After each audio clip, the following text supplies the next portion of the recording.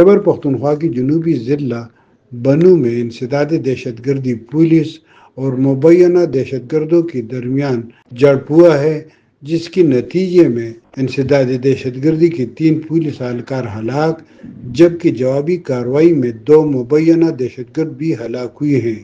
اس جھڑپ میں 2 سیکورٹی اہلکاروں کی زخمی ہونے کی بھی اطلاعات ہیں۔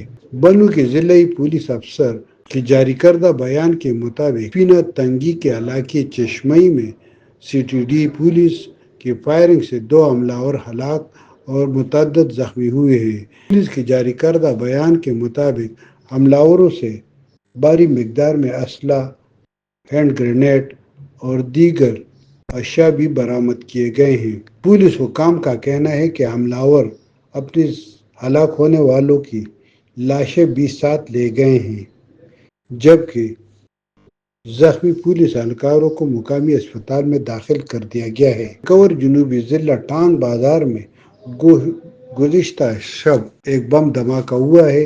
اس بم دھماکے میں کسی قسم کا جانی نقصان تو نہیں ہوا ہے، مگر پولیس حکام کا کہنا ہے کہ اس بم دھماکے سے ایک گدھا ہلاک ہوا ہے۔ پولیس حکام کا کہنا ہے کہ یوں دکھائی دیتا ہے عسکریت پسندوں نے دیسی ساختہ ریموٹ کنٹرول بم کو گدھے پر لاد رکھا تھا، جس سے یہ دھماکہ ہوا ہے۔